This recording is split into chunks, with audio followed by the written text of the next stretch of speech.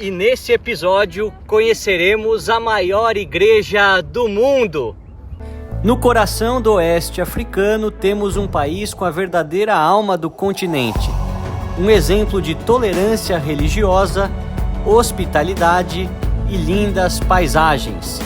Seja muito bem-vindo à Costa do Marfim.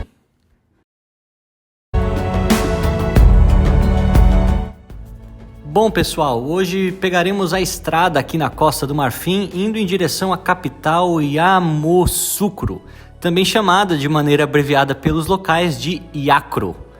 Para os 300 quilômetros com as novas estradas, o trajeto demora pouco mais de 3 horas, algo incrível para a realidade continental africana. Vamos para Yakro. O jeito mais fácil e confortável é pegar um ônibus de linha que sai de hora em hora e custa cerca de $8, mais ou menos R$40. Há jeitos mais baratos de se viajar em carros compartilhados e vans menores, mas esses não saem com hora marcada e muitas vezes a superlotação é um problema. Então, por uns $3 a mais, vale a pena pagar por este conforto. Seguindo o país adentro, ainda nas periferias de Abidjan, vemos uma realidade muito difícil, onde a quantidade de lixo impressiona ao mesmo tempo que a predominância de casas muito precárias, sem paredes ou tetos fixos, nos dá uma pequena noção de quão desafiadora deve ser a vida para as pessoas aqui. Vemos também muitos comércios de rua vendendo água, frutas, vegetais, peixe, carne e até mesmo animais vivos como essas galinhas. Também é bem costumeiro ver inúmeras crianças trabalhando, estejam elas sozinhas ou acompanhadas da mãe. A impressão é que mesmo o país tendo baixos índices de analfabetismo e os melhores números no setor da educação em relação aos seus vizinhos, nem todas as crianças frequentam a escola regularmente. E quanto mais no interior estiver a cidade, mais distante de uma educação contínua as crianças estão. Não me levem a mal, mas já estive em países muito mais pobres que a Costa do Marfim e nem de perto vi tanto lixo como aqui. Essa não é uma crítica, é apenas uma constatação daquilo que eu observei por centenas de quilômetros país adentro.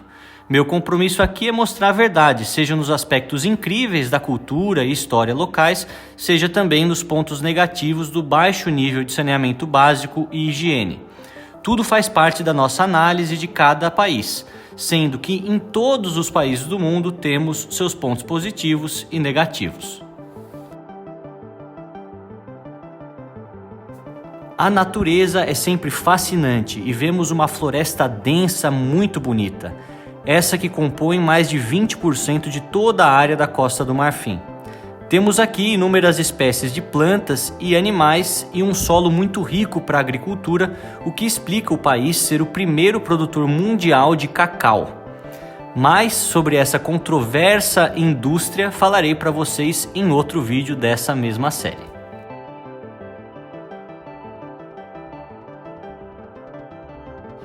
Então pessoal, à medida que a gente vai se aproximando de Yamoussoukro, vemos uma vida urbana bem mais pacata que em Abidjan.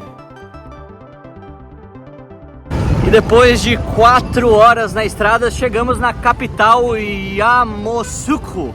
Essa que é uma capital que mudou, a recente capital, a quarta da Costa do Marfim oficialmente, vou contar isso para vocês hoje.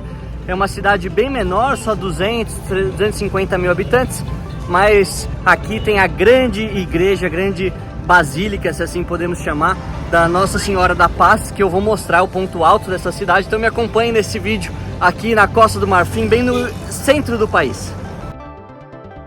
Como muitos têm curiosidade, eu fiquei nesse hotel nos arredores da cidade por $45, cerca de R$200. Simples, mas limpo e confortável. Todavia, vale a gente ressaltar que $45 para a realidade local é muito dinheiro, já que segundo o Banco Mundial, mais de 75% da população vive com menos de $200 mensais, sendo que cerca de 40% vive com $100 ou menos mensais, ou seja, uma realidade extremamente difícil.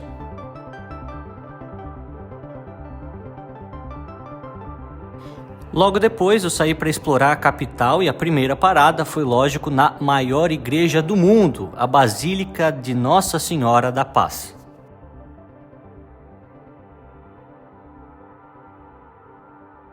Bom pessoal, queria antes de falar sobre a cidade de Yamoussoukro fazer um pequeno desabafo de tudo aquilo que você vê nas estradas e um país que eu não acredito que daqui 30 anos, se eu voltar, vai estar muito diferente. A quantidade de pobreza e sujeira que você vê no interior daqui, até mesmo nas periferias de Abidjan, é de cortar o coração. É uma situação extremamente difícil, muito lixo por todo lugar, a falta de higiene com muita água parada, que é um ambiente para proliferação de doenças. Eu penso nessas crianças que não tem muito o que fazer além de trabalhar e ajudar na renda familiar, apesar dos índices educacionais na Costa do Marfim serem melhores do que em outros lugares da costa africana, né? Costa oeste africana. Então é só para deixar para vocês esse sentimento de dor de mundo ao perceber como as coisas estão acontecendo e ao mesmo tempo que a economia cresce, isso não é o suficiente para distribuir renda e dar oportunidade para todos eles, já que é uma sociedade ainda muito agrária, muito rural, muito atrasada em outros aspectos, que é difícil entender as razões do porquê. Mas eu cheguei naquela que é chamada da maior igreja do mundo. Estamos aqui na Basílica de Nossa Senhora da Paz, na Basilique de Notre-Dame de la Paix, que eles chamam em francês. Essa que é uma basílica, não uma catedral, já que a catedral de Yamoussoukro, com a sede do arcebispado, né, onde fica o assento do bispo de Yamoussoukro, ela fica uns 3 quilômetros daqui, mas é uma estrutura imensa, que foi inspirada, obviamente, na Basílica de São Pedro do Vaticano. Ela é um pouco mais baixa na sua estrutura, mas o domo ele tem o dobro do diâmetro daquela de Roma, daquela no Vaticano. São cerca de 90 metros de diâmetro em comparação com 41 metros da Basílica de São Pedro. Então uma estrutura impressionante, uma igreja que é orgulho da comunidade católica aqui na África, mas um edifício desse tamanho e com essa pomposidade ao lado de tanta pobreza nos faz pensar as prioridades dos governantes aqui. Afinal, essa igreja foi construída, encaminhada pelo último e grande ditador, né? Falamos assim, o grande ditador, o grande presidente que tivemos aqui na Costa do Marfim, Félix Houphouët-Boigny, que era um católico e nascido aqui em Yamoussoukro. A beleza dessa basílica é impressionante. Os detalhes por fora são de tirar o fôlego e realmente valeu a pena ter vindo até aqui contemplar essa estrutura tão incrível no centro do oeste africano.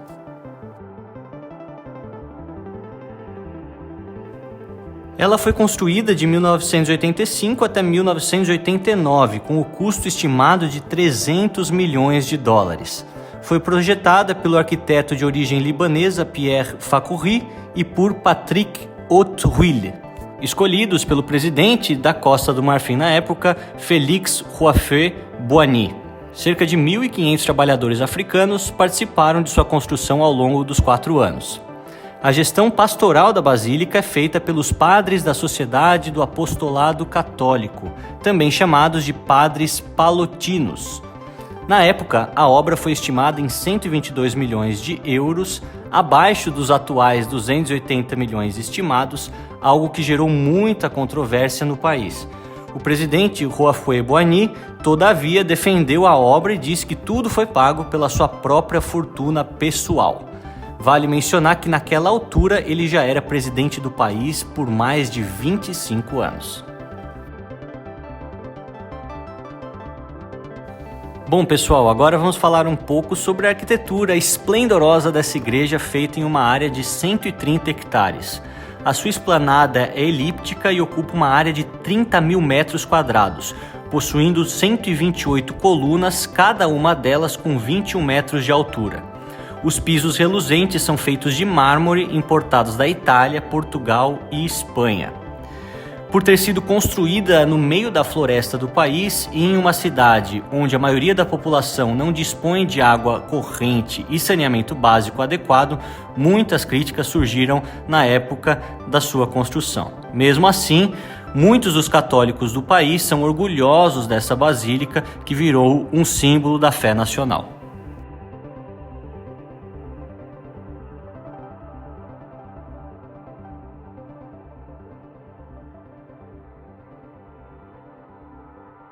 Um dos elementos mais bonitos eram os vitrais em diversas cores, além, é claro, dessas colunas. Uma incrível obra de arquitetura em um dos lugares onde a gente menos esperava encontrar.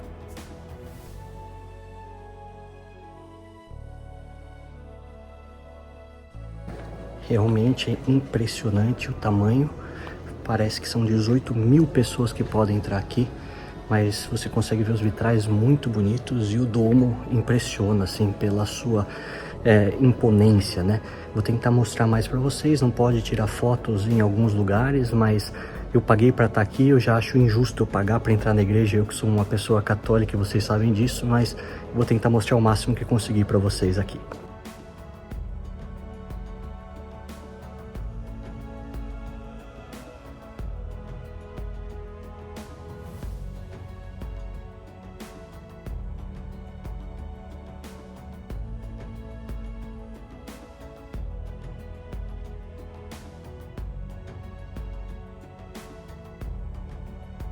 Para subir até a cúpula, tive algumas escadas em caracol em completa escuridão, mas a vista de lá era tão linda que fez tudo valer a pena.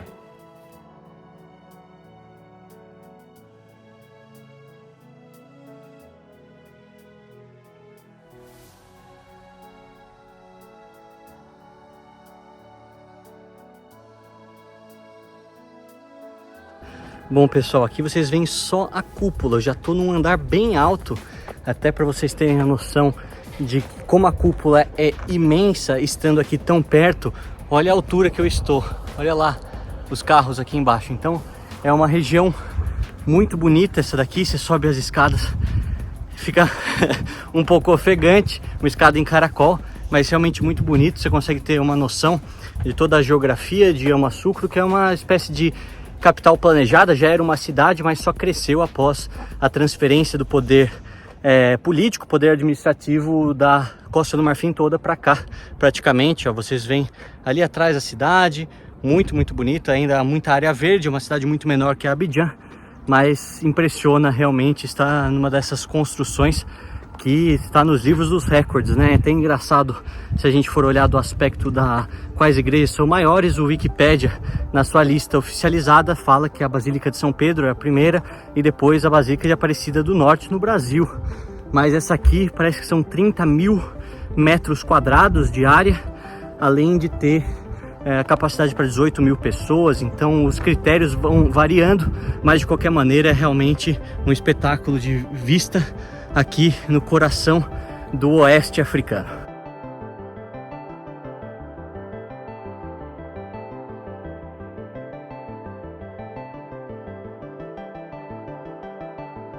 E até aproveitando essa localidade tão especial para contar para vocês um dado que eu li hoje mesmo. Esse vídeo está sendo gravado em janeiro de 2024, então não sei quando postarei e os dados podem estar desatualizados, mas tratando de um estudo que é feito por vários anos, acredito que até o dia de eu postar não vai ter mudado muita coisa. Um estudo da Igreja Católica mostrando que ela representa cerca de 1,3 bilhão de pessoas no mundo que seguem esta vertente do cristianismo. Então, ou seja, 1 bilhão e 300 milhões de pessoas que seguem a doutrina apostólica romana, e que os continentes que mais têm crescido no número de católicos é o continente africano e também o continente asiático. A América Latina tem crescido, o único continente que representa um decréscimo nos dados é a Europa, não só no número de fiéis, mas também no número de padres e bispos.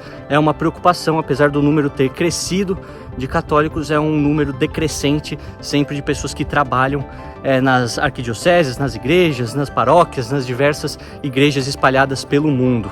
Outro dado que eu acho que é relevante mencionar é que um estudo que eu li falando sobre o desenvolvimento das religiões diz que o cristianismo continuará sendo a maior religião do mundo, pelo menos até o final deste século, e que aproximadamente em 2080, 2100, ou seja, no final do século, 6 em cada 10 cristãos estarão no continente africano. Então, o continente africano é aquele que melhor representa o crescimento do cristianismo como um todo, e a gente vê cada vez mais essas missões chegando em partes longínquas da África, que já tinham sido evangelizadas de certa forma no passado, mas que têm passado por um processo crescente também, uma tendência que a Igreja Católica tem observado.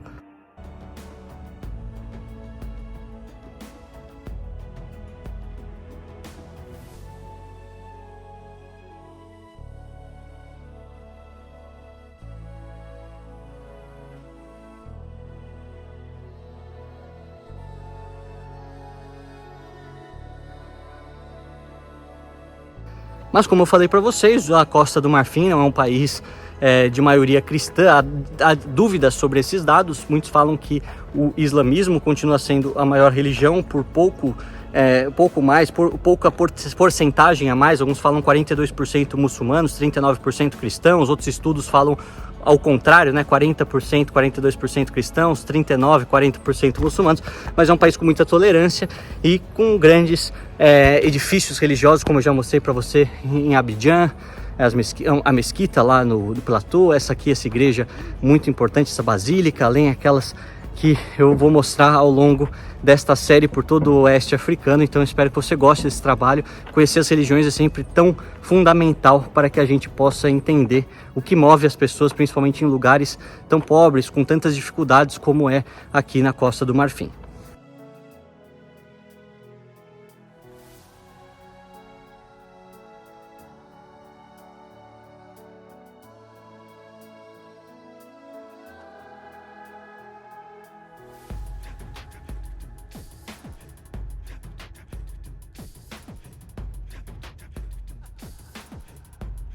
Aí vale mencionar que, obviamente, a inspiração da igreja vem através da Basílica de São Pedro, mas o arquiteto desta magnífica obra, essa grandiosa obra, não é italiano e nem mesmo europeu, ele é um libanês. Vou colocar o nome dele aqui para vocês, que acompanhou grande parte também da construção.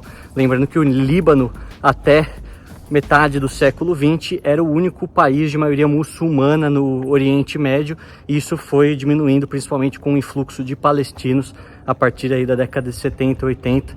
Hoje os cristãos representam por volta de 40, 42% do país. Muito interessante também são as amostras de arte com os temas africanos, algo que eu já expliquei para vocês no vídeo anterior dessa série.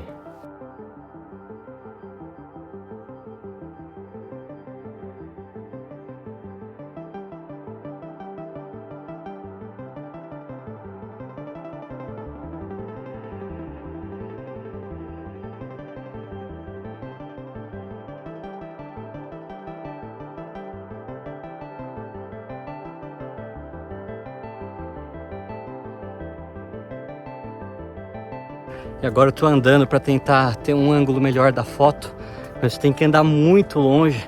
E o que é interessante é que por um tempo você tá andando e você vê uma sombra nesse dia com muito sol, e é a sombra da própria cúpula, de tão grande que ela é, né? Uma área muito, muito grande. Eu não sei se na conta dos 30 mil metros quadrados eles colocam esses jardins, que de fato não servem como aposentos da igreja, mas de certa forma não são utilizados para as questões eclesiásticas, sacras, seja lá como você queira chamar. Então talvez esse seja o ponto de divergência de qual a maior igreja do mundo, mas não deixa de ser impressionante essa construção também.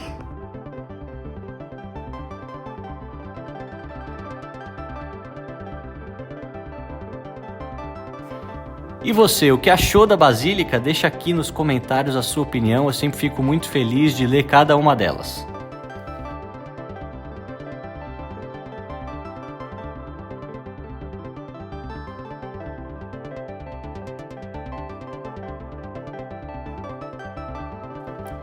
Seguindo o passeio pela cidade, vemos uma vida muito, mas muito mais tranquila que em Abidjan, algo que eu acho muito agradável, na minha opinião. Nossa próxima parada foi no complexo do Palácio Presidencial do país, uma localidade curiosa por ver o que se esconde dentro dessas águas. Em vários países africanos que eu já passei e mostrei aqui para vocês no canal, há sempre um líder que foi responsável pela independência do país e foi o primeiro grande presidente. Já falei de Julius Nyerere, Mwalimu Nyerere na Tanzânia, de Jomo Kenyatta no Quênia. Nós sabemos da importância também que teve Leopoldo Senghor no Senegal, já falei para eles, Amílcar Cabral na Guiné-Bissau. E aqui na Costa do Marfim, o grande líder é Félix Houphouët-Boigny, que nasceu em Yamoussoukro e também depois em vida transformou essa cidade na capital. Ele era o chefe, se assim podemos dizer, do aspecto tribal desta vila, que era muito pequena, e depois trouxe o desenvolvimento para cá. Esse é o Palácio Presidencial, o Lac du Crocodile, acho que eles chamam aqui, não sei se o nome é correto, meu francês também é muito rudimentar, mas é importante mencionar que Félix Houphouët-Boigny, ao contrário de outros líderes africanos aqui do oeste africano naquele momento, como Thomas Sankara ou até mesmo o Nkrumah da Gana, ele era muito anticomunista e quis manter boas relações com a França, inclusive sendo um daqueles precursores do que viria a ser chamado depois do France-Afrique, que seria a política muito próxima dos interesses franceses dentro da África, representado pela Costa do Marfim nas entidades regionais e também sendo um dos países que mais recebia essa ajuda francesa por muito tempo. Os países mantiveram essa ótima relação, além, é claro, da vontade de Félix Houphouët-Boigny de manter o francês como a língua oficial, de modernizar a nação, dizendo que deviam se espelhar em alguns modelos mais ocidentais, apesar da democracia aqui ser apenas de fachada. Ele que não teve praticamente oposição nos seus primeiros 30 anos, ficou entre 1960 até 1993 no comando da Costa do Marfim, e depois o seu sucessor foi um pouco desastroso, guerras civis aconteceram, golpes de Estado, tudo isso que eu vou contar para vocês em maior detalhe para que vocês compreendam. Mas essa capital muito tranquila, onde não há muitas coisas acontecendo, vocês veem, ao contrário do caos de Abidjan, a vida aqui é bastante pacata.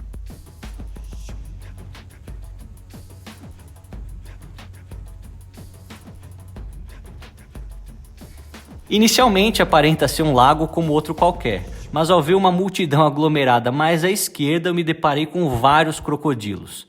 O palácio fica escondido e bem protegido por esses imensos répteis que supostamente são sagrados. Eu levei um susto inicialmente, algo muito inesperado. Apesar de Yamoussoukro ser a capital oficial do país, desde 1983, a grande maioria dos países ainda mantém as suas embaixadas e consulados em Abidjan, por ser a maior cidade com o maior aeroporto. Agora até que entendi porque é o Lago dos Crocodilos. Tem um monte de crocodilos aqui na frente do Palácio Presidencial, realmente muito interessante. Estou aqui com o meu motorista, o Jonas. Salut, bonjour, monsieur. Estamos vendo um pouco a cidade e realmente muito interessante você ver os crocodilos tão de perto assim, numa localidade urbana, ao contrário de outros países que eles ficam em santuários, ficam em lagos mais afastados. Agora, pessoal, quero explicar um pouco para vocês sobre as duas guerras civis pelas quais passou a Costa do Marfim. A primeira foi iniciada em 2002, quando soldados rebeldes do país vizinho, Burkina Faso, tentaram tomar o controle de 3 grandes cidades, Bouaké, Korhogo e Abidjan.